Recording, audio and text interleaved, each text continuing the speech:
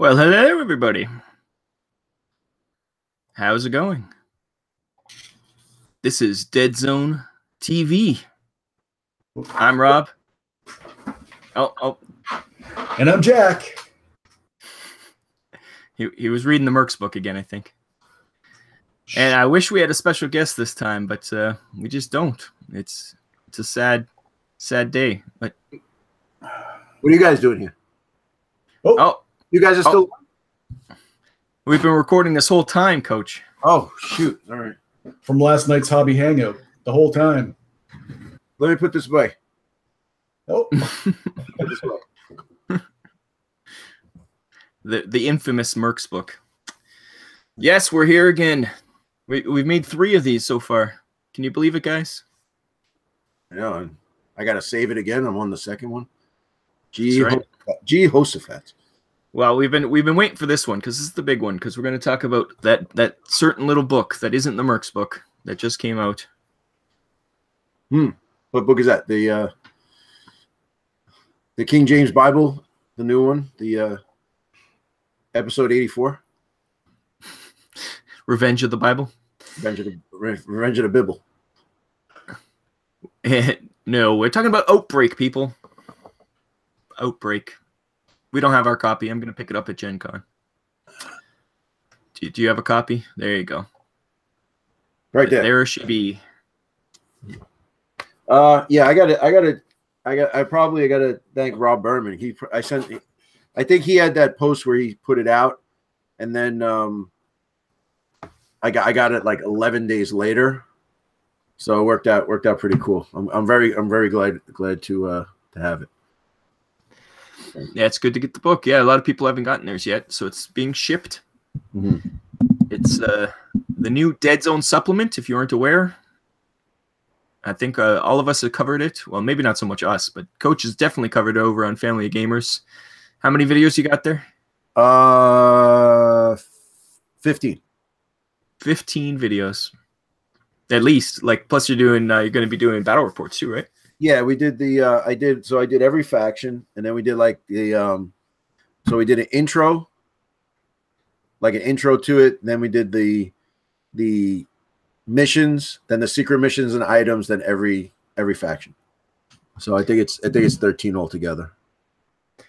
So if you want to know anything about the book, go over there and watch those, because we're not going to talk about the book anymore now, right? We're done. That's right. Bye, Coach. Thanks for coming. All right, so I'm just gonna I'll see you later.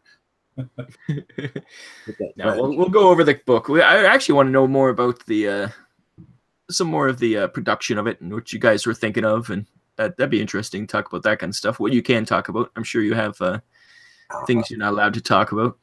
Yeah. All right. So I guess ask, because I don't know what you're getting at. Well, just like, how you thought of to change things, or what you thought about the Nameless, why you guys chose to make them like you did, or things like that.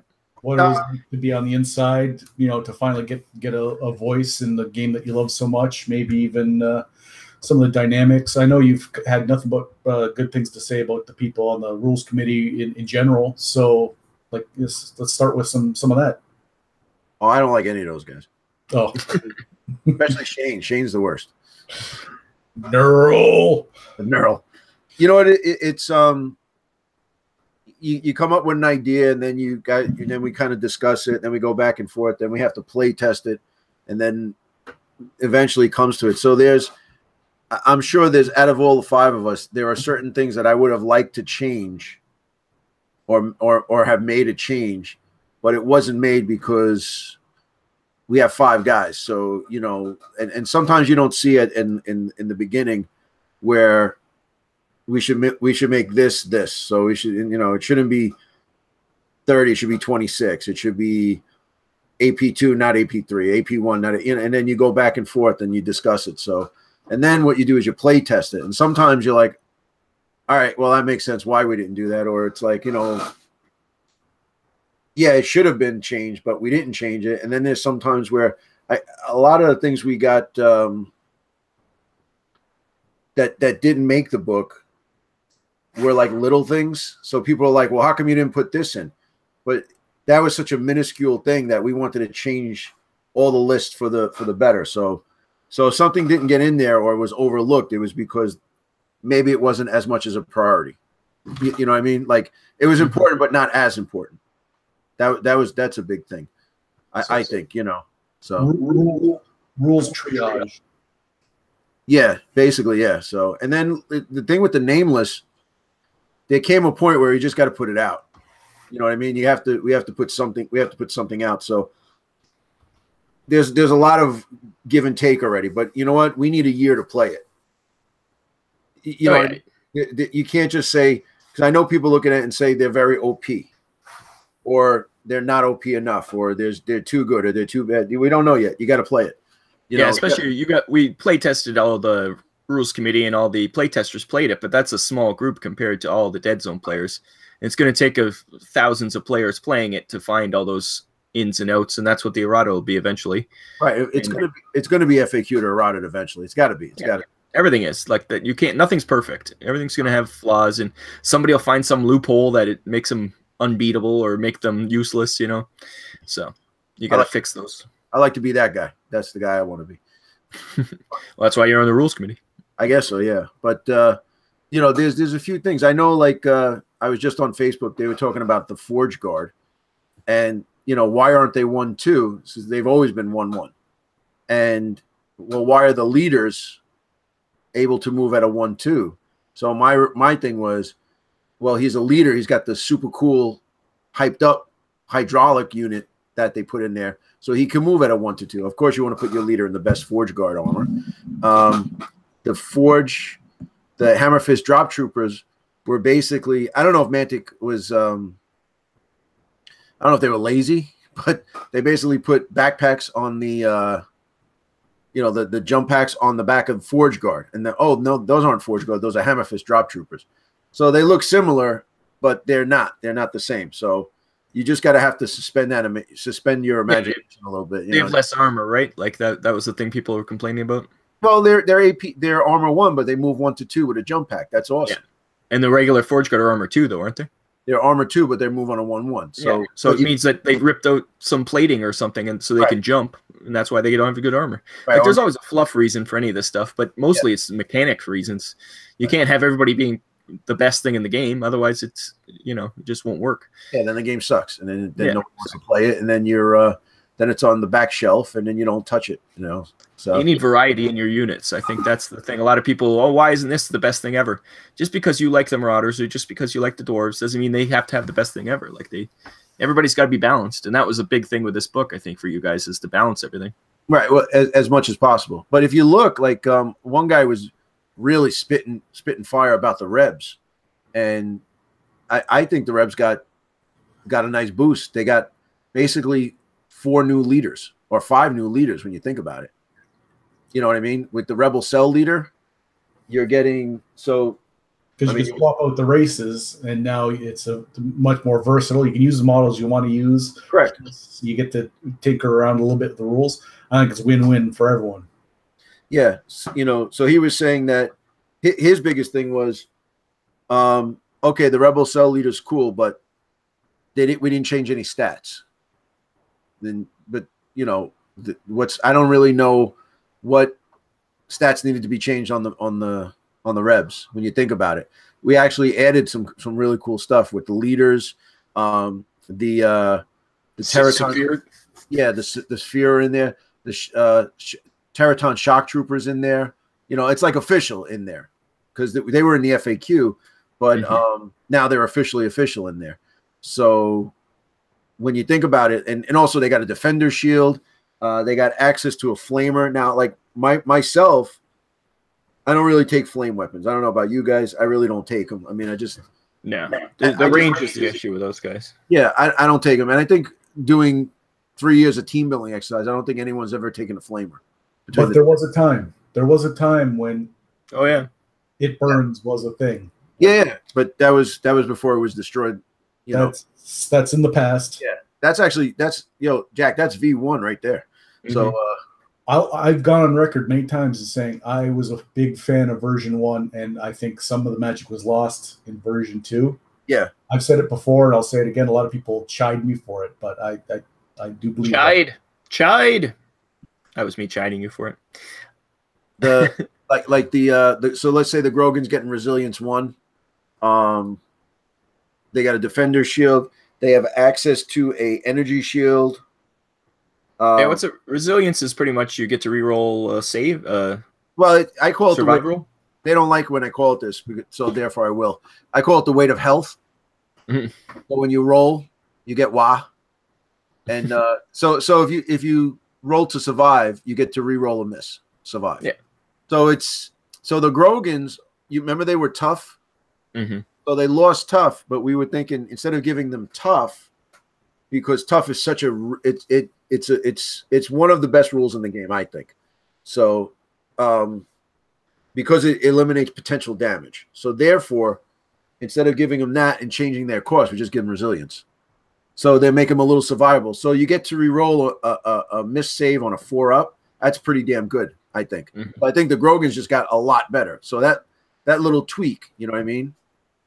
So, but it's not necessarily a reroll. It's a resilience plus a number. Right. I know this because next team building exercise is going to be the nameless. And when I was looking through the lists and looking through the book, and I noticed resilience 2 is a thing, and that is even nicer. Yeah, that's pretty cool. So there's like the Grogan's getting resilience 1 without a change. I think without a points change is good. You know what I mean? I think that's just, so wait, they got a 4-up save and they can reroll a save, and resilience 2 would be reroll 2 of them, so it's basically, it's weight of fire, but I call it weight of health, but we called it resilience. Yeah. I lost out. They wouldn't, I like they're all the same, right? Resilience. It's good that all your stats now have a reroll, which is good. It used to be just fighting and shooting, but now saves do too. So survive does too. So things will be a little bit more resilient. And it gives you a lot of options too. Instead of just giving someone tough, you can make it resilient 2 or something instead, and then not everybody gets tough. Like tough should be saved to the big guys, right? Yeah, I'd like to know what's the difference in dice as far as tough negating something or getting resilience. Let's say, what's better? Math. Don't ask us for the math. That's for sure. No, I'm putting it out there. Maybe Beetle, because Beetle's usually he's tapped into the We do have Beetle and Terranaholic in the chat right now, and Beetle has asked a few questions, so we'll go through Beetle's questions here. Now it's very uncharacteristic that Beetle's asking questions. I'm very surprised. So, go ahead. He wants to know, what changes did you want that didn't make the book? Was there anything really specific that you wanted that they didn't make, other than Sergeant Howlett? Yeah. So the reason Howlett's not in it is because Rockham got in it. Yeah, you can't give the enforcers all the specialty lists. No, so it was basically, if you look at the elite lists, everybody got one. Yeah. So hopefully in the Mercs book you get Howlett in there. Well, he better be in there. There's going to be a Mercs book. Yeah. I mean, without, well, hold on. So the prototype has already been approved, so that's going through. It's going to happen, and so the third sphere will be coming out probably tonight. It depends on how long this goes. But if it comes, I do an interview with Rob Berman, and I just basically tell him, I said, Rob, it's going to happen. He goes, no, Coach, I think it's going to happen. No, Rob, it's going to happen. I don't care if I write it and put it out and I'll photocopy it and send it to people. That's right. Exactly. It's going to happen. But as far as what didn't get in, I don't know. It's there may be some little things that I think should have been changed, or maybe I got outvoted. You know what I mean? Because it's a committee, so it might go 2 to 3 or 4 to 1, something like that. But essentially, a lot of the stuff is in there. I don't know. I think some of the nameless stuff, I'm really for it. Really not against it, but I'm a little bit. The nameless is the for me, the unknown, really. So I think it's going to come with just playing.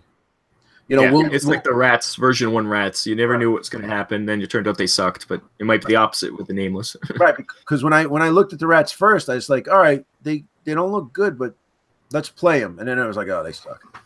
I mean, they can only win the breakthrough mission, which is my mission. Yeah, all right. So Beetle, that's the thing. I wanted to take breakthrough out, but they won't take it out. They needed the 8 missions. So. Yeah, but I think the missions are better. The secret missions was like I was a big proponent of that. You know, the changing of the secret missions, because we've been playing. So now we got 2 battle reports coming out for Triton. We're going to use the secret mission, so we're going from 20 to 24. But it is such it's so much better.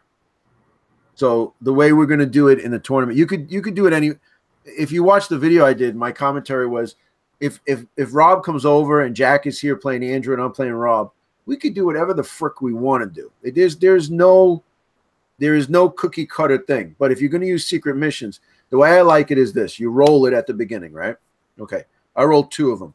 First one is if you occupy an objective. There are no objectives on this mission, so re-roll it. Okay, I have to kill his vehicle. So I was playing last night. I was playing Ryan. Ryan was here. He was taking his Asterians. He took a Skyrazor. So I'm rolling, and it's like kill his. You have to kill his vehicle. Damn it! I had no shot to kill his vehicle because he was. It just right at that time it wasn't there. Okay, so I got to kind of grin and bear it. The other one was sit on an objective. Okay, I'll sit on an objective. So I sat on an objective. I got an extra point. After I accomplished that goal, I re-rolled that, and then you have the option. You want to keep that one for next round because you think you can do it, or you can re-roll again. So I decided to re-roll again, and it just so happened it was 2 1s. So I sat on an objective, but I achieved it twice, so you get 2 points for that. So, you know, you could play it any way you want, or you can go down to 20 and not even bother. You know what I mean? So, but the secret missions are a lot better. The main thing I wanted to change was, and this was my biggest thing at Adepticon, and it was the worst thing at Adepticon the first year, because I remember I was playing Johnny P. And do you guys remember the cards had the red? The main objective and then the secondary or whatever. So you'd have like 3 missions, and you achieve those 3 missions, you get points, but there was red missions. So I was playing Forge Fathers, and Forge Fathers had no red missions. When I looked at Johnny's card, he pulled the one with 3 core missions. So I'm saying, well, why do you have access to it? And then the scorecard says, how many core missions did you achieve? And I had no access to it. So that was stupid. But if you roll a secret mission now and it's kill the enemy leader and the enemy leader is still alive, well, you have access to it. Now, if he's dug in like a tick, well, then you got to work for it. You know what I mean? It's not automatic, but right. And then if you roll an 8, you get to pick one, which is perfect. That's like, you know, the gold standard right there, man. So, you know, kill an enemy specialist, kill somebody in a fight, kill somebody in a shoot action. The only one I don't like is fire for effect. I usually don't do that, but, you know, but that's, you know, some people will do that. So, you know. Yeah. Jack, have you looked over those missions yet? A little bit. Actually, when we first got the book, so maybe 4 weeks ago,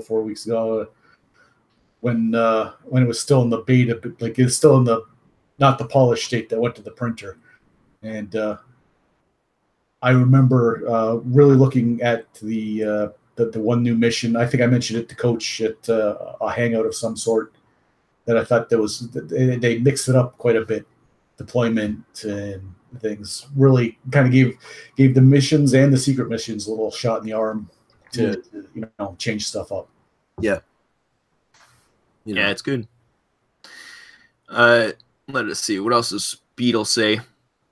Oh, do you have any idea why Mantic decided which models and how many are in the nameless starter? And he's looking for at the single carotid, since it's a troop. Why is there only 1 in there? I think someone said it was because of the sprue layout. That's why it's like that, unfortunately. So what you got to do is this: you got to go get yourself the Calamari Ancients, like I did, and now Dreadball team, I have 6 carotids, which while we were doing it, that actually I was proud of that. I was like, we should have that guy, man. He's so cool. He should be in the army. And so he got in there, and I was calling him the shrimp. Yeah, he looks like a shrimp. And then, you know, that what's his name, Veerspeak or whoever. I mean, I don't know who that hack is. He calls it a carotid. So, you know. But yeah, what'll happen is once Nameless get into Warpath, they'll have box sets just of single troops. They did that with a lot of the other Deadzone ones, where you can all of a sudden buy just a bunch of Steel Warriors or buy a bunch of, you know. So Hopefully, it happens with the Nameless getting it. I assume they're going to get into Warpath eventually. I think so. I think the next one will be Zor. For Warpath or for a Deadzone? Warpath. Oh, really? That's weird that they're doing that. You'd think they'd want to get the ones they already have in. Yeah, I don't know. I think the Zor is a little bit more of that's been on the burner for like 4 years. Remember about in 2015? That was the Zor. There's there's a big problem with the Zor. Yeah, it's the whole Starship Troopers thing, the bugs versus the Marines kind of thing.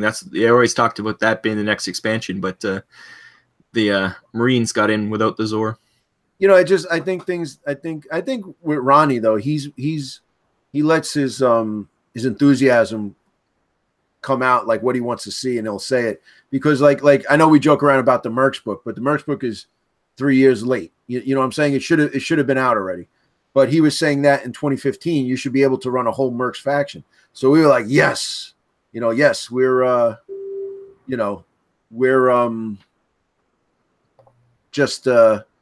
just waiting on that, So, but the Zor should be. I know Bill's been waiting for Zor for God knows how long.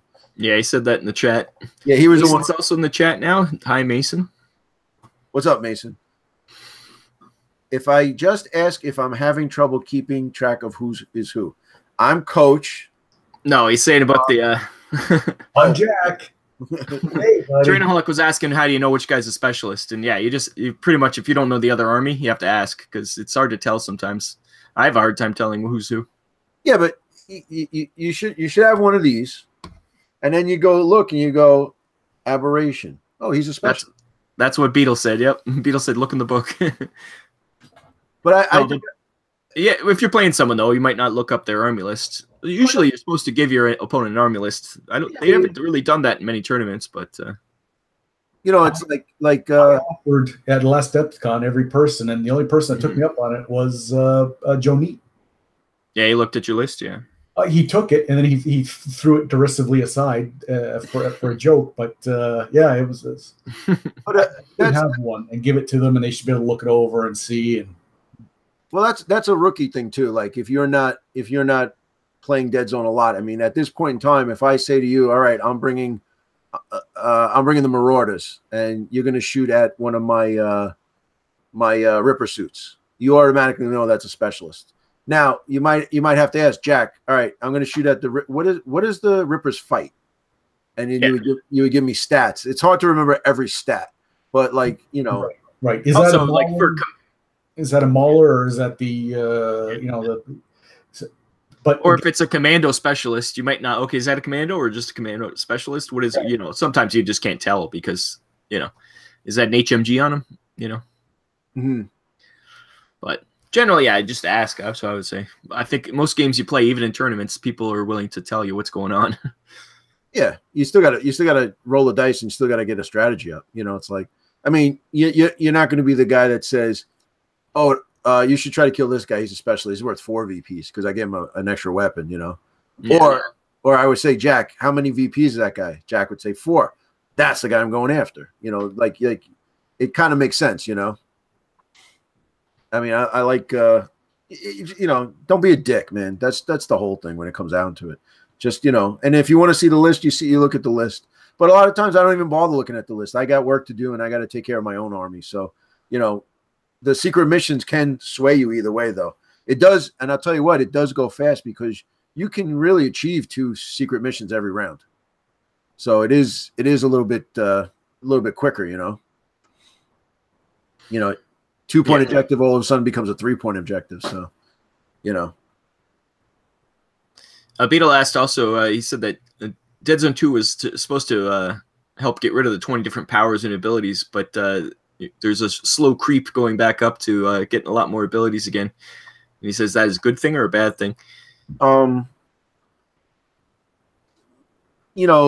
think I think there's a fine line. I think like the Nameless have a ton of new abilities, but that can be spread out eventually. So it's almost like this was our real first almost game designing. So, like to add some new flavor to things, like resilience or what What else? Evasion. Evade.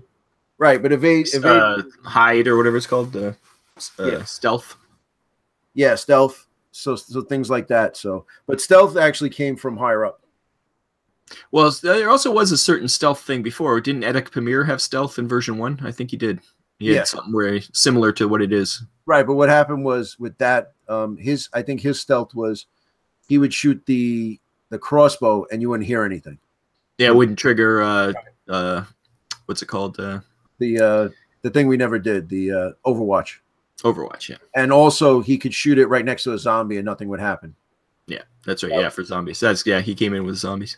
But I think also, I mean, I've been going on record with Jack that how much I loved version 1, but I think that the Ronnie's whole thing was version 1 was a very like very tight rule set. Like certain things, like it didn't really bother me, but it would take us a long time to play Deadzone, where it was like, okay, I'm shooting at you and you're enraged, but now I'm going down. I'm taking you down 2 levels and this and that. And then remember the doubling and tripling? Yeah.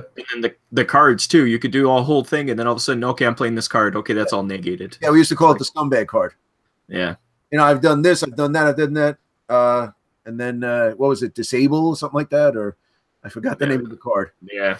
Yeah, I found there were certain things that I really didn't like in version 1 that version 2 sped up, but yeah. I don't know. I miss really tough spotter. I miss Overwatch. We used to Overwatch a lot. I miss Overwatch a lot. Yeah, I never did. We really never did Overwatch because I thought aim. I miss aiming.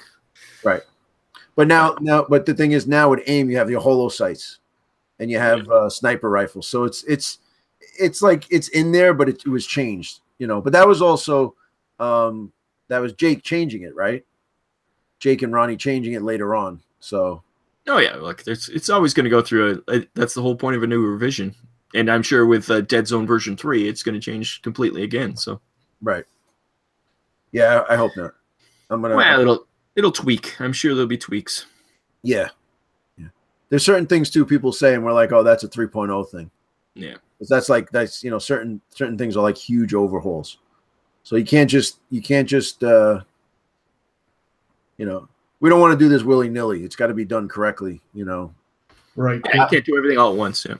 This wasn't a revision of the rule set. This was some tweaking. You're just cleaning up, making some corrections. Version 3, the work that goes into that is going to be far different than just getting one more faction in and even out the playing field a little bit. That there's a big difference between those two things. This was basically like, all right, so you had Nexus Psi and you had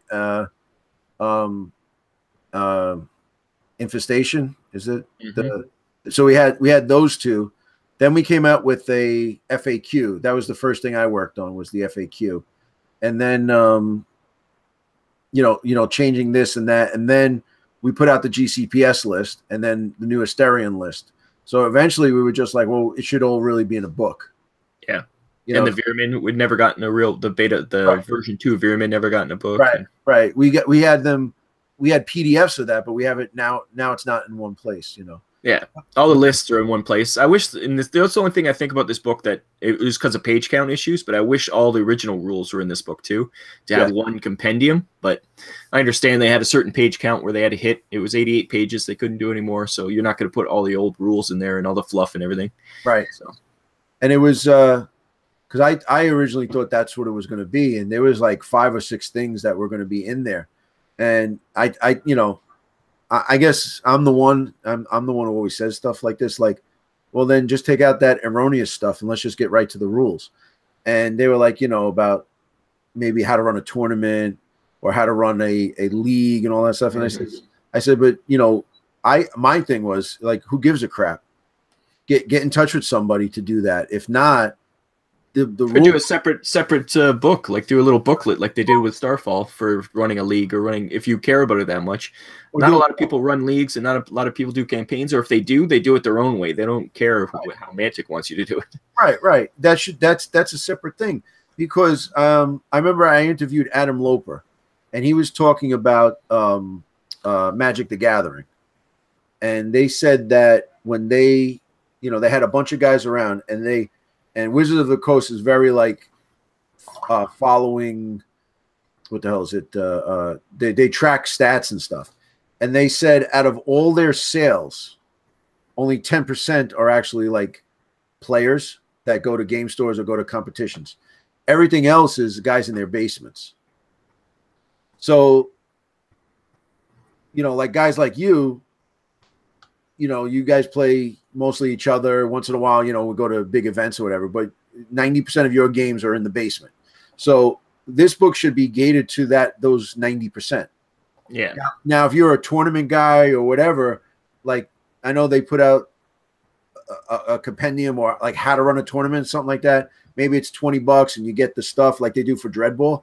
All right, I'll get that. But if not, I mean, I really don't play Dreadball tournaments. Play them in the basement. They do have a Deadzone tournament pack, which you get the little certificates, and I think you get a Blaine trophy or something with it. Right. Or you could do what I'm doing. I just order my own stuff.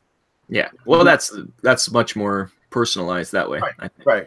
So I think that the main thing is the missions, secret missions, all the rule changes, the new rules, and all the army lists is just very important. I mean, honestly, even the elite list didn't really have to be in here when you think about it. But everybody gets an elite list. It's okay. I like elite lists, but I really don't play them competitively because we just keep them out of that. But if the elite lists weren't in here, I would not have been surprised. The elite lists are one of those things that's almost like you were saying for who actually plays elite lists. Yeah. Yeah, it was superfluous in the fact that that room could have been used for other things, but like that's one of those calls you make, one of those subjective things where you'll have to come together and go, yeah, well, does it really hurt? Does it not? And this is a book of army lists, so you're going to add the elite lists in. If the whole thing was they were going to put the rules in, then yeah, you didn't. But this was thought right from the beginning, I think, to be more army lists, updated army list book. Really, that's what it all is, really. Yeah. So when you think about it, when you go over the elite lists, so you get the Asterian elite list with Tenor Go. So we just got Tenor Go as a model, right? Raka, we just got that model. Okay. The Forge Lord Ingolf Kresterson, we just got that model with Pad. Lauren Chard, brand new model. Chief Raragard, he's an old model. Oberon's an old model, but he is a new nameless guy when you think about it. And then Subject 901, he's a new model. Edic Primera is a old model. And Hacker Halftail's a new model. So when you break it down, there's only 3 old models that the Rebs, the Marauders, and the Nameless didn't get anything in Warpath. So those were specifically written to people who have the Warpath models.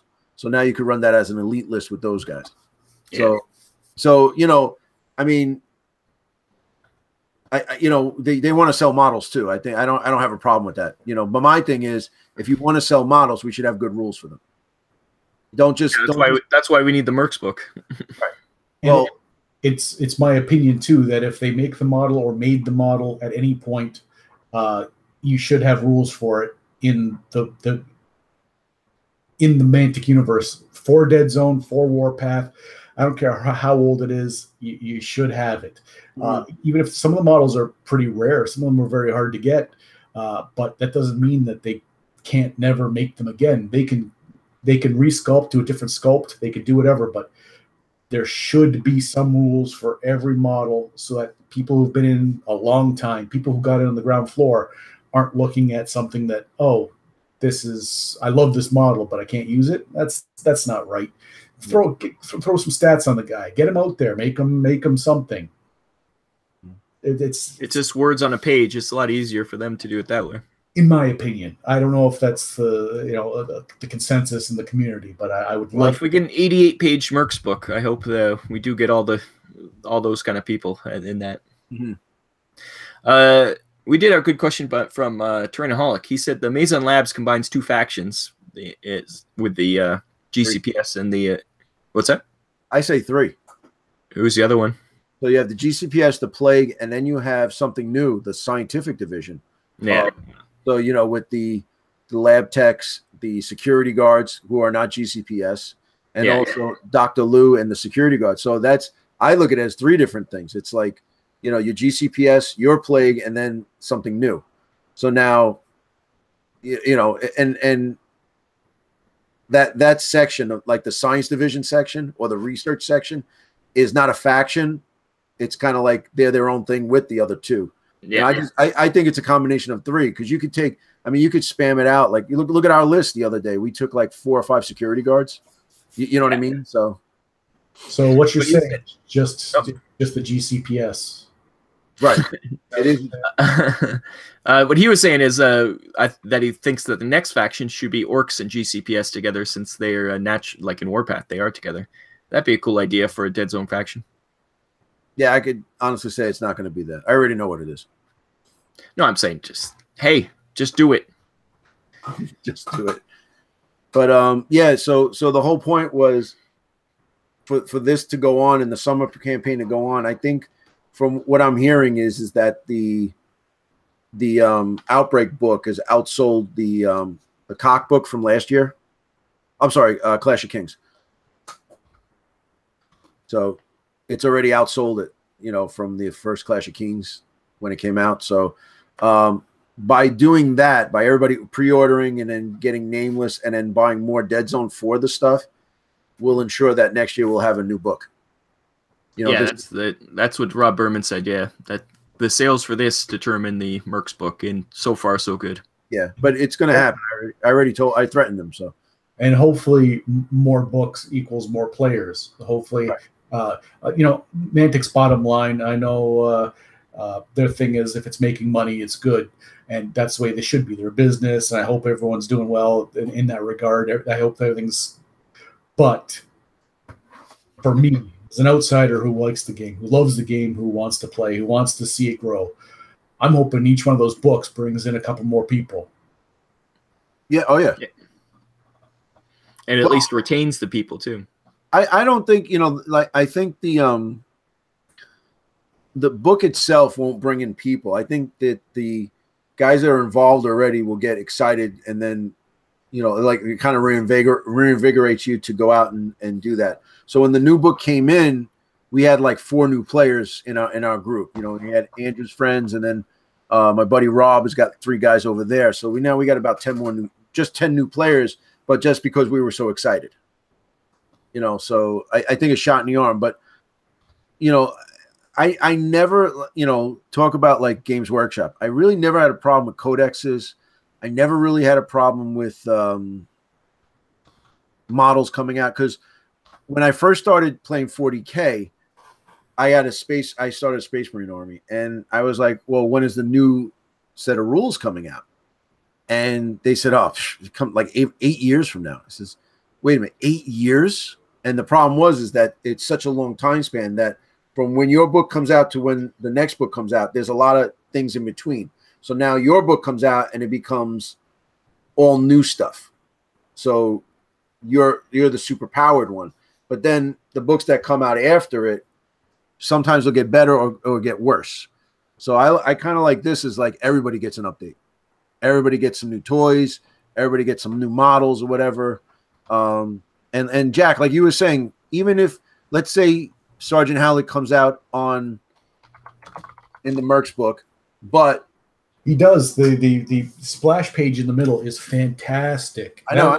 I don't want to show it, Jack. Don't show it. Don't show it. We follow our, you know, we take our our pledges, you know. No, on mine, but yeah. I almost made the mistake of going, hey, look. Yeah, no, don't do it. Don't do it. We keep our word. But you can attest to the fact that it is an amazing centerfold of Howlett awesomeness. Even better than the original. But my thing is this: we're in a hobby where if you don't have Howlett, then make a Howlett. You know, if you don't have, like, I don't have 901 officially, so I made one. You know what I mean? Like, exactly. I agree with that too. Like, hobby it up. The weapons or the models are out of print. Right. Well, guess what? Just proxy it, and you can be creative, and there's a lot of bits that come in all these sprues. So you can make your own guys. Oh man, you know how many Veerman arms I have? It's unbelievable. The GCPS, yeah, that's all GCPS and Enforcers and Forge Fathers, just bits and bits of sprues and heads, and anything. That's why I love the Mantic, just the mentality that you could do what you want to make what you want. The models look different. It's not as regulated as it is. They give you like a bunch of extra bits. Oh, you want to give the guy a flamer? Sure, but then that second arm can be anything. That's yeah, it's not so like some of it's A plus B equals C, but a lot of it's just like, hey, you figure it out, make it look good, you know? Right, or chop off a hand to make it, you know, because some you might not have that third arm that fits into the flamethrower, so you chop off the arm and then do a little green stuff and stick it in there, you know, make it different. I mean, I have one Nightmare that has every weapon on him. Yeah, just yeah. Hold on, I got it here. I think I have a rat that every little knife, I just threw a lot of knives on him. So he's and Jack made his serial killer guy who's got like a cape and a crazy mask that is scary for the plague. He's got the two drills, but then he's got the backpack with the double drill and then the chem spitter on top. So I don't have to do it again. And this guy has, so he has the 2 drills with the backpack, but he also has the heavy chem thrower. So you can really, you know, like after a while, I was like, I have all these bits. What am I going to do with them? And I said, all right, I have enough guys for Deadzone because I kind of, you know, I cheat and I model for effect. But for Warpath, you can just go nuts and have a bunch of guys in there with all this stuff. So you know? the giant chem thrower hanging off the top in Deadzone, that's a hey. That's in Warpath. That's just like, oh, look at my model. I'm modeling to make something aesthetically pleasing to me. Right. Remember, Warpath. You can go model Rule of Cool. Deadzone, tight. Well, not even though Deadzone though. You also want them to be spread out a bit so they can not get clear shot on them too. Yeah. So you need one piece that's sticking way out, but the rest compact. It's funny too because I was playing some Brockers on Saturday, and Ryan's like, "Where is everybody?" So they're exactly where they need to be. So if you look, Jack does that to me all the time. Everybody, guys, and everybody's out in the open. But when you have that, you know, the little barricade, it's like it's not even an inch and a half. It's the little barricade. It's got the thing with the little top on it. Yeah, and it's got those little feet that kind of stick. Yeah, it goes to. And the Brocker just he's got the hammer and everything. And he's exactly behind it. Like that scene in the the challenge with Toshiro Mifune standing there and he has the sword up on. He's holding the sword, but it's going up the stairs and it's like he's totally hidden. I don't know if you guys know that movie. That's a great movie. One of Mifune's last movies. You and your samurai movies. Yeah, well, that's, you know, thus is life. I was just indoctrinating my family on the similarities between the remake of the Magnificent Seven and the Seven Samurai. So it is the same movie. This has been Cinema with Coach. Now, as we move on. But yes. Does anybody want to ask questions? I mean, the book is out there. I think I've covered it in the videos. I've done 1 or 2 videos. You know, pretty happy with the book. There's some stuff I would have liked to change, but you know, I got outvoted, and there's some stuff that was changed that I didn't like, but now I kind of see to it. So, you know. But I'm sure there's also stuff changed that you liked and they didn't like too, or some people didn't like. And there's a lot of that. That's the whole point of a committee. Like that's how you get a consensus at least. So. But so there was a guy posting the other day on right underneath my video on Facebook. I don't remember which page, about the Rebs, and he was basically, it's like all the same stats and all this and that. But why do you want to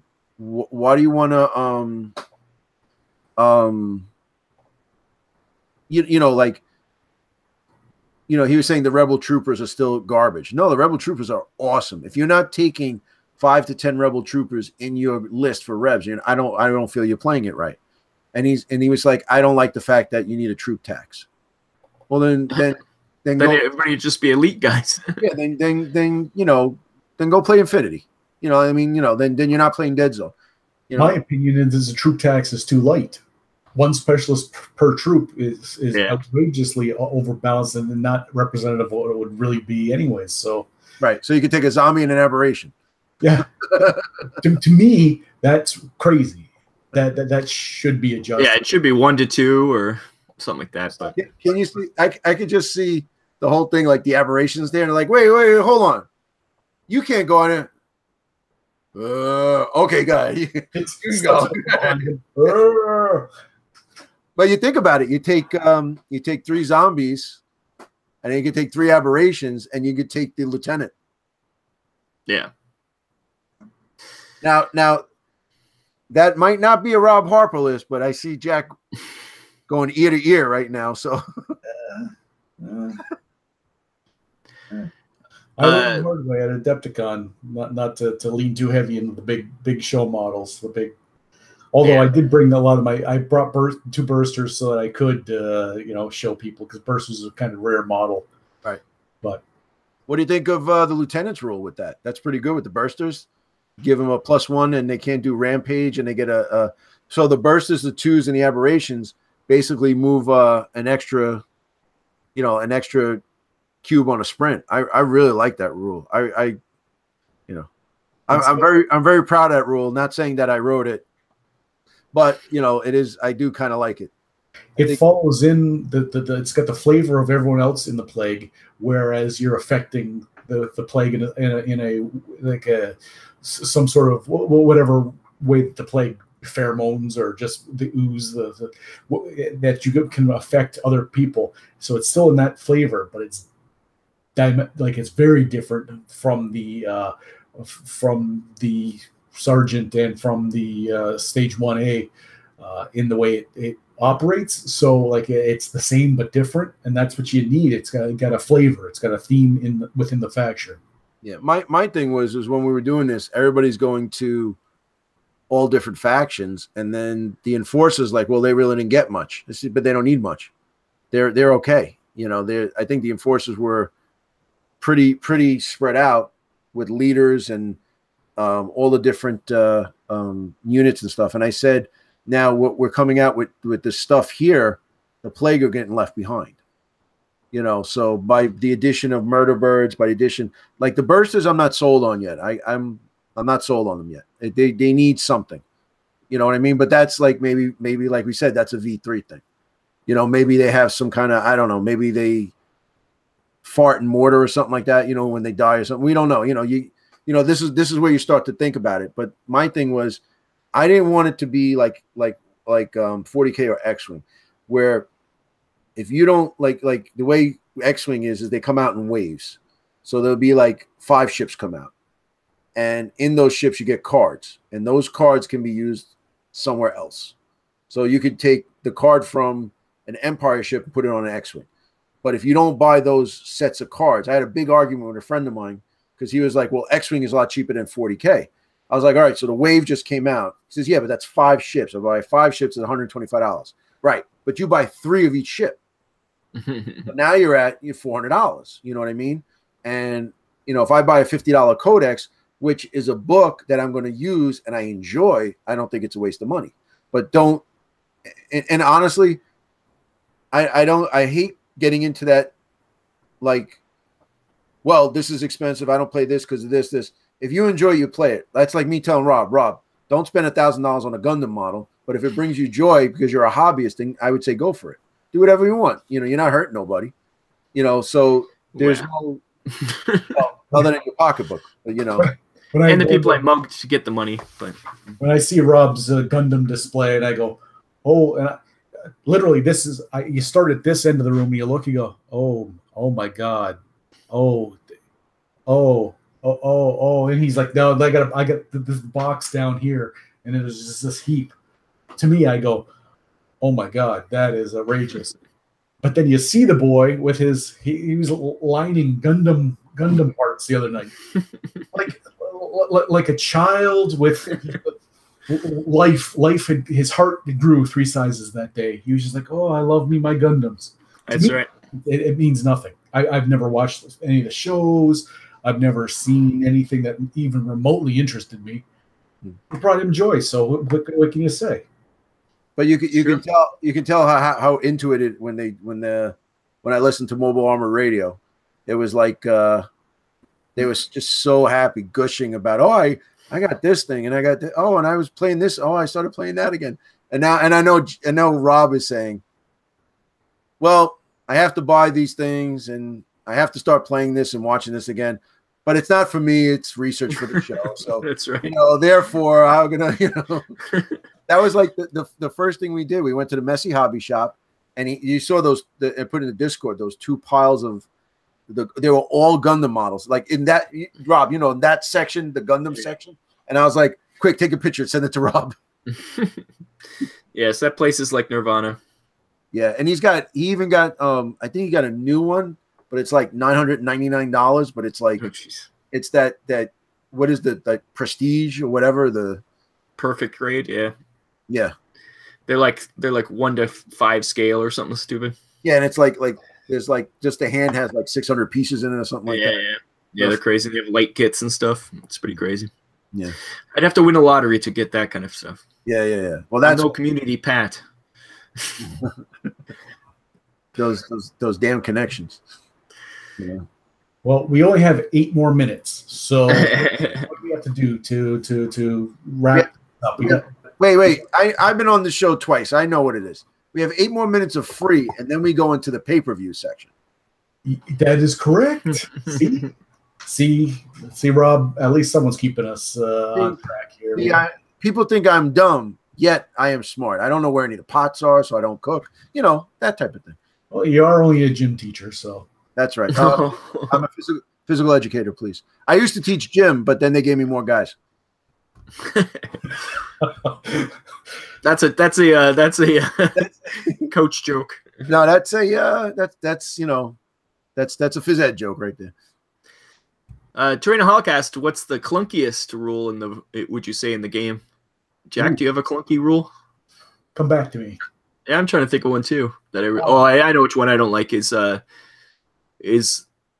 way that it burns, those kind of things. Just the way it's written is really confusing to me sometimes. But I think that might be one of them. Indirect is a little confusing, but once you know what you're doing, it's fine. But I think they're just the way it's written is clunky, and it's always been the same. So, So you're saying you're blaming your faux pas on the rules, not on your knowledge of indirect. Well, no, that was we were drunk when we make mistakes, but no. I'm saying that the doctor, that whole thing. It wasn't his fault. It was the rules. Oh, it's true though. Some of the rules are written confusingly until you play it a bit, and then you're like, no, this is how it works. Well, that goes back to what I was saying before, that the rules are there and we kind of know what's going on, so that's why we didn't focus on certain things in this book. You know what I mean? That's like so rewriting It Burns, falling. Yeah. Maybe tidying up indirect. You know what it is? You have to have, it's like if you were playing Deadzone for the first time, I'm like, okay, so you're going to shoot this weapon. Okay, it's a long action. So you can only shoot it and that's it. All right, well, what happens? Well, I can't see you. That's okay, but you got to get two you have to get 2 successes. Okay, I got 5 successes. That's awesome, but it doesn't matter. So now roll for the strength of the weapon. If I didn't explain that to you in 2 seconds, because if you look in the rule book, it's this and then this. So in 2 different sections, and it's and also I get confused because version 1 was slightly different. So you could shoot direct with indirect, and so it's like I get confused about that too. I get confused a lot of rules where I remember the version 1 rule. Right. But that's being beta testers. That too, yeah. Screwed us up. For me at Adepticon, people would ask me, "Oh, what's this rule?" And I'd be like, "Okay, version 1 was this. Now it's was that in the beta? What? Okay, because we played a bunch of games with it this way, but then it changed this way." Yeah. So slight tweaks that's why I don't like betaing anymore, because it just confuses me. It sucks too, because you play it out and then when the release comes out and everybody's like, hey, aren't you excited? Yeah, I've been playing it for a year. Yeah. That too, yeah. And I mean, I love being the guy behind the scenes and I hate it at the same time. So, but I think one of the things they were saying what I was proud of was originally when I was beta testing version 2, that's when we just started talking. Like I was on the show for the first time and I had the rules for V2 before the book came out. And in the book, the Rebs had defender shields. And I said, for this book, well, why don't they have a defender shield? And everybody it's kind of like, it's one of those things when you say it and it's like, yeah, I don't know. Why don't they have a defender shield? I say, it just makes sense. They're looting, they're taking stuff. The chances of them finding a shield on the floor is pretty good. So let's just make it a rare item, you know, or a unique item for them. Mm-hmm. And they were like, oh, that's a great idea. It's the only kind I have. So therefore, you know, went in. But I was happy to put that back in. It was just one of those, you know, you can only do everything so many times, you know. But to go back to the clunky rules, the one I think is the hardest to wrap your head around to tell someone is potential damage. You know how knockback works. Okay, you could have damaged, but you didn't. That's a little hard to explain to someone. Well, there's a lot of caveats with that one. So. Yeah, so to be able to say, oh, it works like this is very difficult because it doesn't really just work like this where you can just say.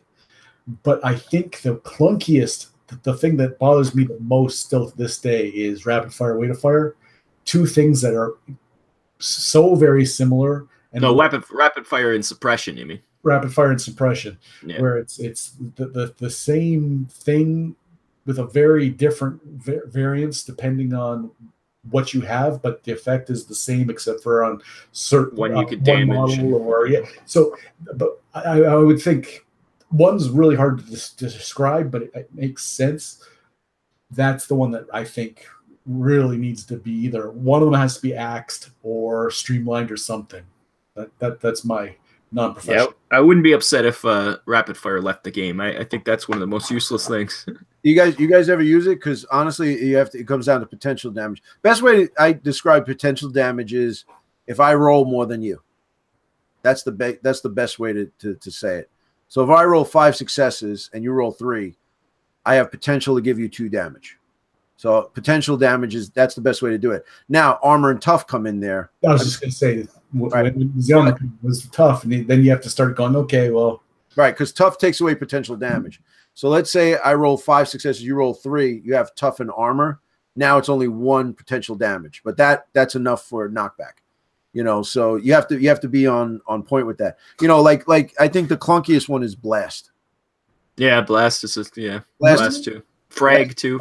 Frag and blast. Yeah. Well, frag I think is easy, a little easier in the sense that, you know, frag 3, it like you got it.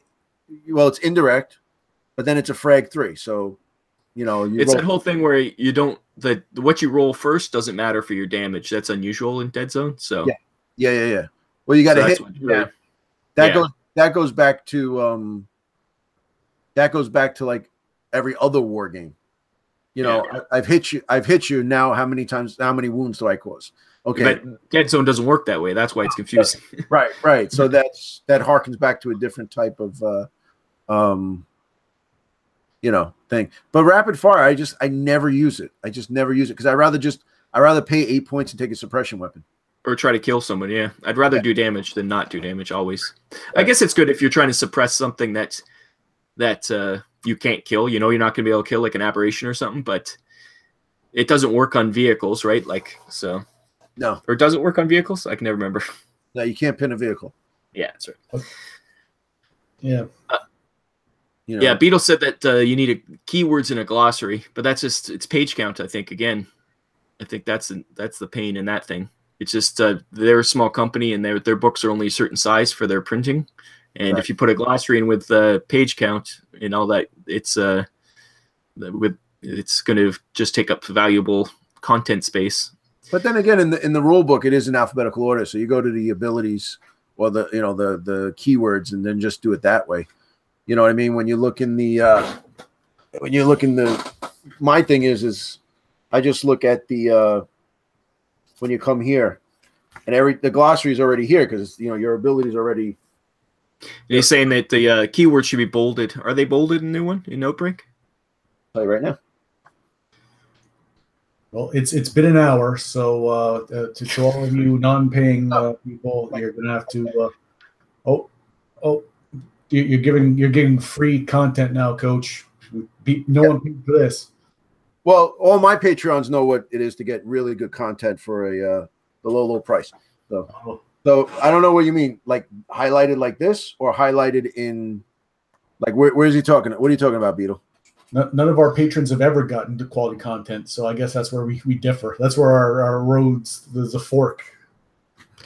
Mason says he uses index cards with special rules that he doesn't use all the time. That's a good idea, actually, just to have an index card for each rule. Actually, that'd be amazing if Mantic just put out a deck of cards with all the rules on it, so you just keep the ones that you need. No, because you guys were the one who complained that there's too many cards out there. Now there is cards. Yeah, but you don't need those cards. That's an optional add-on. It's not like it's all the stat cards. Stat cards are useless now because you'd never have a correct vehicle. Battle Scribe. Yeah, Battle Scribe. They have all the keywords there already. And it prints it out at the end of your list. Everything all the rules you'll need. Battle Scribe is fantastic. That's true. But we've been around. Rob and I have been doing this podcast for 6 years now. We were around long enough that we're the ones that I think facilitated. A, because we accosted Ronnie at Adepticon, but B, also because we were the first podcast and the only podcast for years. And we did a lot of that, talking about the cards and stuff. Looking back, were we a little hard? Yeah, but we don't. I like it better with a list. I like the list better because you can customize more. Yeah. Exactly. Yeah. I tell you what, I like playing Star Wars Legion, but it's a pain in the ass. Because you have the card and then you have the upgrades. Oh, yeah. The little cards. And then, like, if you use them, you got to turn them sideways. That's the one thing I dislike about the game. I'd rather have just a freaking list. I you know me, I don't like a lot of stuff on the side of my board or on the board. So, yeah, that would just annoy the hell out of me. Counters I like. Counters on the board doesn't bother me. But no. Not even on the board. I don't want counters. I put them on my list. If I'm like, okay, it's on my list. It's not on the board. I hate them. You move your guy and all these counters fall off them. And what about like ham hands in the terrain? It's terrible. You gotta do this. What I do, I get this. Your little blue tack. Yeah, and I move it. I go, Beetle said that he wants every time that word is used in the text to be bolded. I think that would that'd be a lot of bolding. So Beetle, if you want, give me your address. I have a marker that has like a neon color on it. I will send it to you on me, brother. I'll get you a yellow one, a blue one, and even a pink one. You can highlight them all you want. Jeff Burbage is in the chat. Nice to see Jeff. He says he's going to try printing out custom cards for Mantic Weekend in Lansing, Michigan. That's cool, just to have like cheat sheet cards. Mm-hmm. And also, Rusted Beetle asked if you're gonna have more Star Saga videos on Family of Gamers. Yeah, we're gonna do that. I gotta finish the I got all the terrain and stuff. So we were thinking after Deadzone month, we were thinking of doing kind of a live stream where we play Star Saga. Yeah, that's cool. But there'll be a lot of cursing, so we're in the process of painting up all our Star Saga, so I'm sure we'll get some more games in and talk about it more. Yeah. I had to play a lot of solo games because I got a demo at Gen Con, so I played a lot more games, and it's so simple once you start playing it. It's great. Yeah, it's actually cool. It's a good game, and the dice mechanic is a lot. I think the dice mechanic in Star Saga is better than the dice mechanic in Dungeon Saga. And Jeff Burbage, of course, said, forget Star Saga, play Dreadball. So, yeah. Jeff, it's hard to make videos with non-painted minis. It's hard for me to do that. And Jeff, we're gonna have to play sometime soon. I finished up.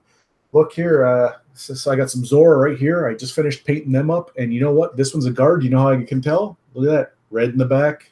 Oh, look at this one. This one's green in the back. Jeff, you know what that one is? Come on. Ready to play. You know what's funny too, when because we got Dreadball, we unboxed it and stuff, and I started kind of going through the book. I have the rule book, and I'm going through the rule book, and I'm like, man, I got like 16 Dreadball teams. Just acquired here and there, and same with us. Yeah, it's just or and even like we have the Martian team, you know, of course. But I think we have 2 of them. I think one came in a crazy box. I think you gave us one. So we have actually 2 Martian teams. Then I got in touch with Jeff, and I'm like, you know, Jeff, I'm just kind of spitballing it here, but would you happen to have Dreadball 2 rules for Martians? He's like, oh, hold on, Bing. I was like, oh, all right, cool. So you know, you guys gonna play some Martians? Yeah, Andrew's obsessed with his Martians. Yeah, and then I have to paint up a bunch of rusted. I have to paint up a bunch of rusted cars for Beetle. Yes, Gaslands. Yeah, we shall not speak of that game here. Beetle sent me the book, so we're gonna. But you know, we got to do it right. We want to do terrain and stuff. So this is a tough month for us, just because it's all Deadzone. You know, a lot of the book came out, and also we have a tournament in 2 weeks, and then a tournament the week after that also. So let everybody know about your tournament. Maybe get some more people coming. This is the time to do it. Let's get some information out. Let's talk to the peeps and inform them into their ear holes the information that we need to get out there into the masses. So we're gonna do Conquest of Triton 2, do for all my French-speaking Canadians. We're gonna go 200 points, 24 victory points. Secret missions the new way. All right, 4 missions. We're going Patrol, Seek and Destroy. I call it Seek and Destroy because of this Metallica song. Then we're gonna go with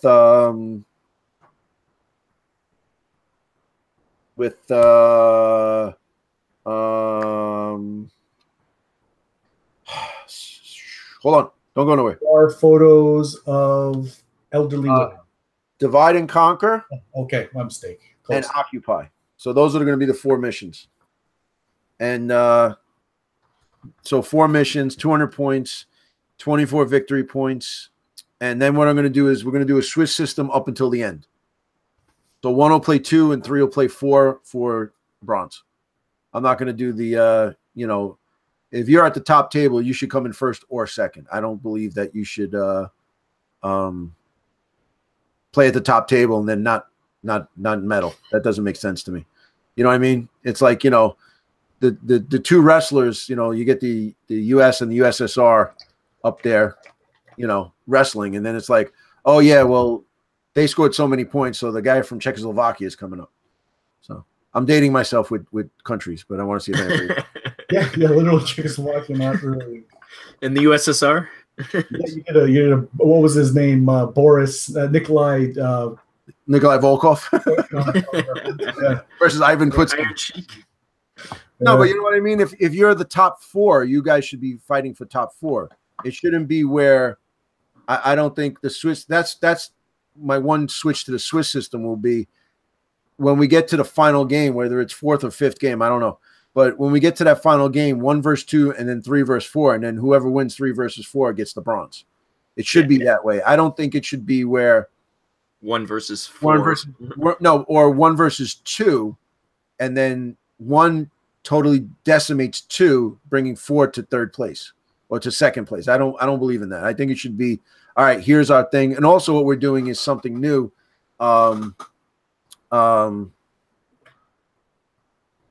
We're going to do Rookie of the Day. So guys who are playing Deadzone a year or less, whoever does the best will get a you know, we have custom dog tags made.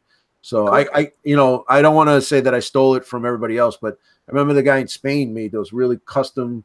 He had a gold, silver, and platinum, or gold, silver, and bronze. I guess he's a jeweler in Spain, and they had the thing, and he had custom Deadzone dog tags. And I was like, that's pretty cool. And then all of a sudden, everybody else started doing this. So I'm like, all right, next year. Because to be honest, I got a lot of – last year I got the trophies, and I thought they were really nice. But the money you spend, it's like the trophies are just not even worth it.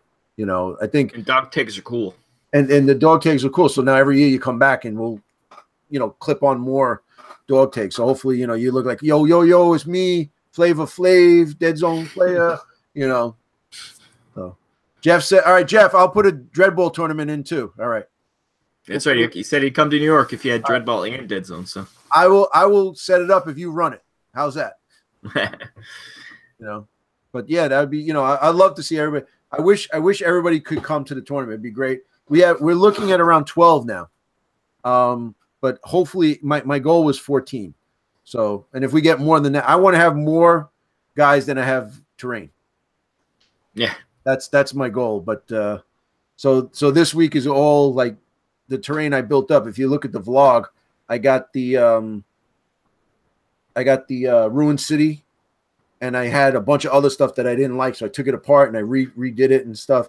And then I made it in kind of a 1x2, a 1x1, and then an L shape. And Jack was like, "Wow, he was saying that was very systematic." So, but my thing is, the stuff is similar, so that you can't say, "Oh, wait a minute." On this board, there were 4 towers. My board had no towers. No bull. You're getting 2 towers, 2 L's, 3 1s, and bridges. So now, and then even if you want, because I know at Adepticon I did it with a few guys. I'm like, let's rotate the table because this is the 3rd time I'm playing on it. It's like now you're really cheating because once you know the lay of the land, you already have it out. Rotate it a little bit, and it makes it such a different thing. So you could have one table rotated 4 times. It's totally different from a different angle. So yeah, that's what we usually do when we play games. We'll set up the board once and just keep rotating it because it's a pain to set up the board every time. I have a one setup. Yeah, and I have a bunch of 2x2 1-inch foams, and then you could rotate it. Or what's good about that is you could pick it up and move it. So and I don't care what anybody says. You can fight me on this. I still think that the 2x2 rule, the rule of that an aberration can't stand on a half a cube makes sense. I don't care what anybody says. It just makes sense because it's like that. Now, the triangle thing with a guy standing in front of you, that pisses me off. But, don't put triangles in Deadzone. That's my thing. Should be all cubes. Yeah, it's just certain things that it just you can break the game, but you could probably break any game by doing that kind of thing. But yeah, but also it's a game, like I don't know, everybody gets their tits sore when it's like this is not combat related, and I was talking to a brigadier general and he said this, dude, it's a game. Yeah. When Rommel was planning his attack, he didn't roll an 8-sided dice. So don't give me no crap about that. I hate when people do that crap. Bastard. I read your book. I read your book. And then he rolled a D10. So, Patton. Oh, Patton. Oh, Patton. That's a great movie. That is a wonderful movie. That is. Are we back to the movie review section of that? Oh, okay. Yeah. Hey, go for it.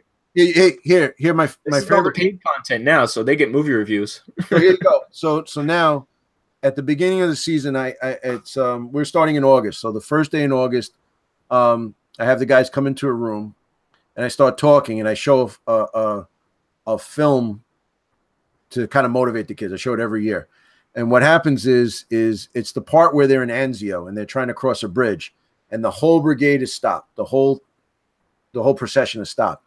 So Patton gets up there and he's like, "What the God hell is going on here, son? There's a problem on the bridge, sir." So they get to the bridge, and there's an Italian guy sitting there, and there's a donkey, and he's pulling the donkey, and it's and it won't move. He goes, forget about it, like this. So Patton goes, "Is that what the problem is?"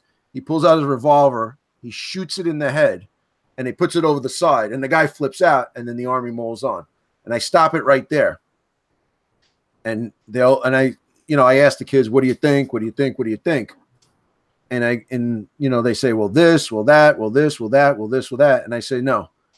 I said, "We're like Patton's army. We're going to go forward, and nothing's going to stop us. Not even one jackass is going to stop us from moving on forward." And it's kind of a symbolistic thing, but that's my favorite part of the movie. One jackass will not stop the army from moving. So later, Jeff. So anybody have any questions though? This was kind of like the usual let coach talk for 47 minutes. And that's why you have you on. It's easy content. I'm like the Mike Tyson of Deadzone, the podcast, right? We have no content. Get coach on here. He talks. He says anything. Well, I do have 3 points I wanted to address before we leave. So if I could take the floor. Sure. It's all you.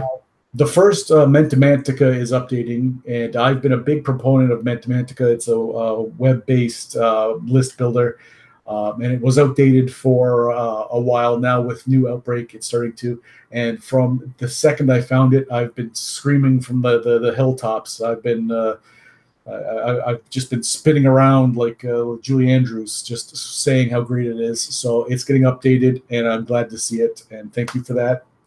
The second one is Ben Edwards' podcast, The Frantic Gamers. I've listened to the pilot and the first episode, and I'm enjoying it. And it's something that comes from the UK that has humor and quality and stuff, and it's kind of sorely lacking, like from being from the UK.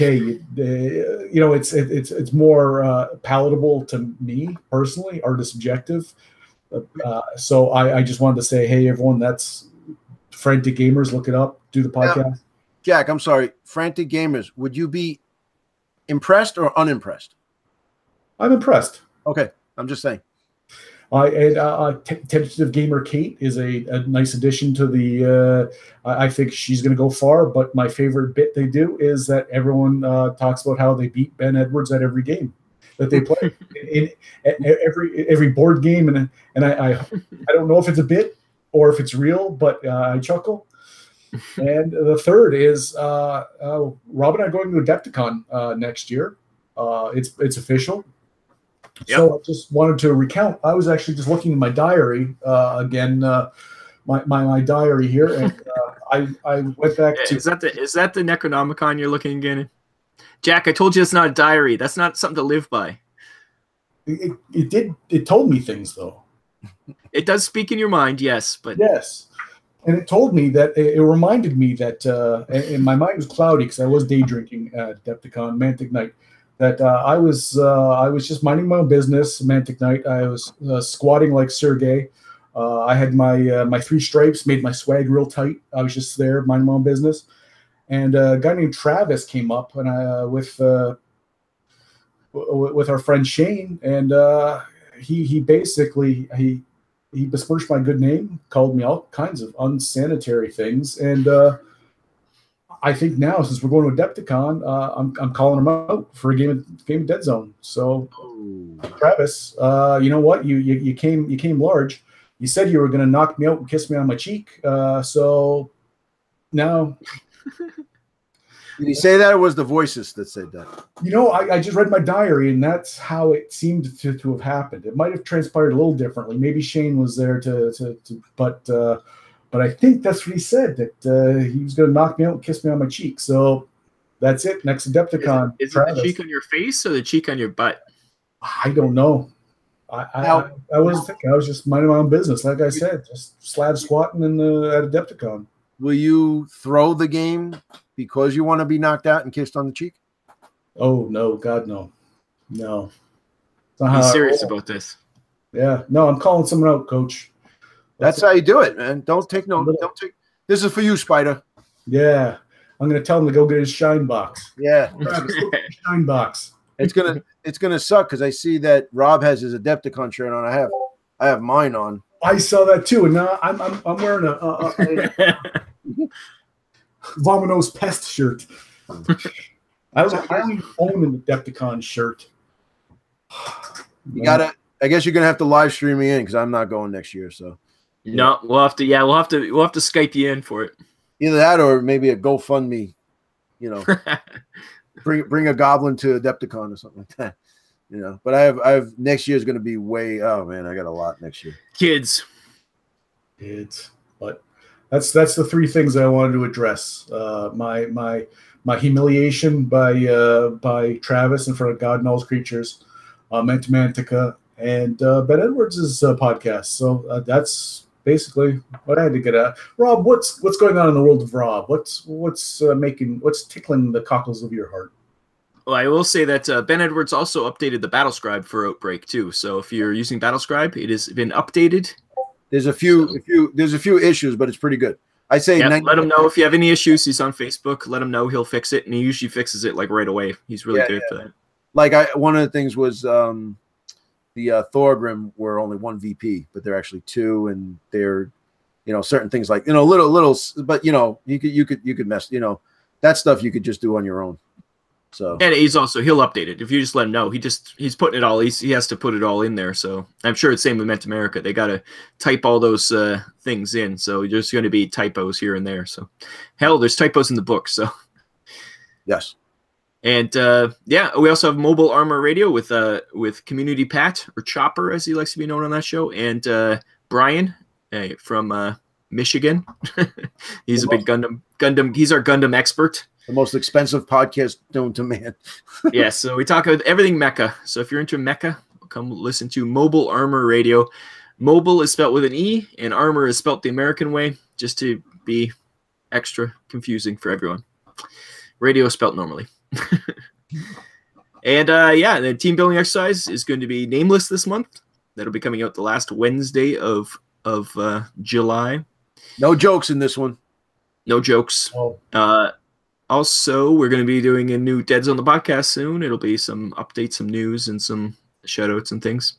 Very soon. And I think that's everything for us right now. Coach, what you got going on? Third Sphere will be coming out probably tonight, the new Third Sphere. So it's got me and Rob Berman, and then it's myself, Pat, Community Pat, and Tyler breaking down the book, the whole book, and nothing but the book. And then I have an interview with Ronnie. Oh, nice. Where I give him the business. So there's no thing. Do you browbeat him until he gives you all the secrets? Basically, yeah. But then a day later it all came out anyway. So, yeah, it's pretty good. It's a long one. I think this will be our longest one. Like maybe like a 4-hour podcast. The longer, the better. See, that's it. If I'm not on the podcast to rein in Coach, this is what happens. Yeah, but you know what? I got to tell you, the fact that we could fill up 3 hours a month is pretty good. It's pretty good. Yeah. So, and I do like, that's why I like, but I like the diversity now that where like Ben Edwards started his thing, and then Deadzone the podcast, you have like your style that we kind of go into that universe and come out. And then you go Third Sphere, it's a different feel to it, but it's just, we could talk about everything and anything.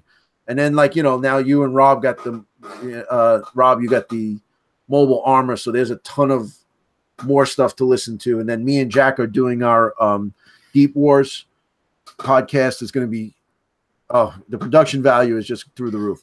We've been working on. I thought it was Guild Ball. Guild Ball. You said Deep Wars. You meant Guild Ball. Well, I wanted to put people to sleep out there, but yes, Guild Ball.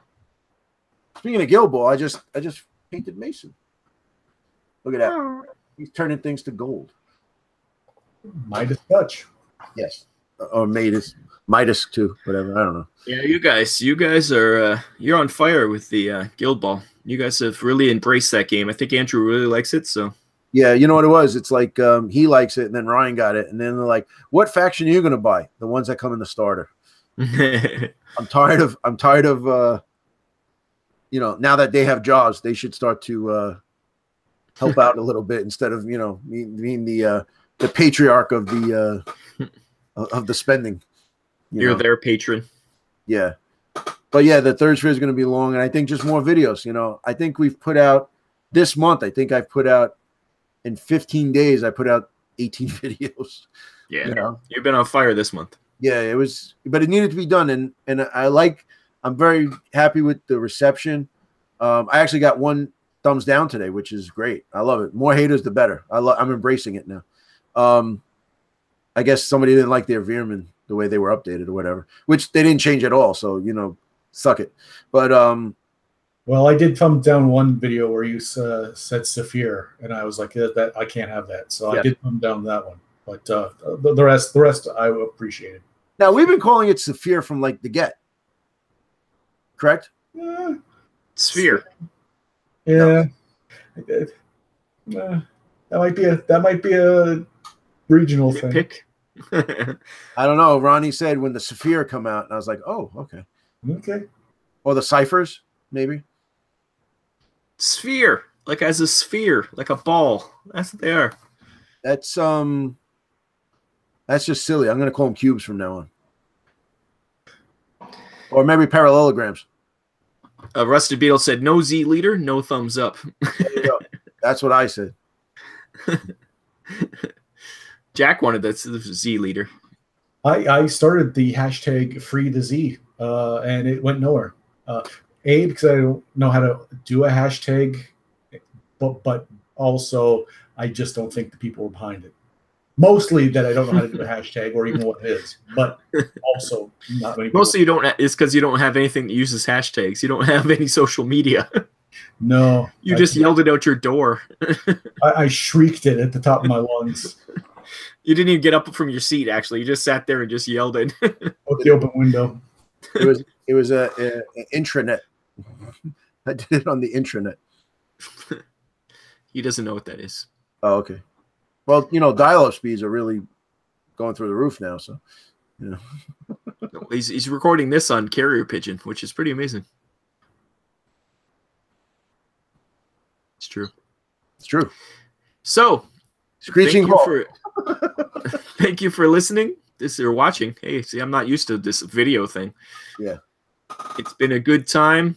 Thank you for coming to DZtv. We'll be back next month. I'm sure I'll have a Gen Con wrap up. We'll talk to Community Pat maybe for Gen Con or whoever else. We'll get some other people on. I'm not going, but can I be on just for the hell of it? Anybody want to be on the show? We don't like talking. We just got to get somebody who can talk a lot. That's all we got here. That sounded kind of desperate. Oof. And Community Pat just got here and he said, yeah, this is BS that we're ending. We ended because you showed up, Pat. That's what it is. Oh, that's some racist. That's some racist stuff right there. And Rusted Beetle said Jack's mind is a mix of Semaphore and Pony Express. I think that describes him almost exactly. Yeah. I'm over here doing the yeah. It's true. Maybe that thing on the side of the ships, the battleships with the light. Yeah, I like that. That's right. So we're done. Let's stop talking. It's hot in here. I have to turn my air conditioning on. Bye. Bye-bye. My God, I hate doing this. Jesus Christ. We're still on, Jack. Jack, don't you? I told you to put pants on.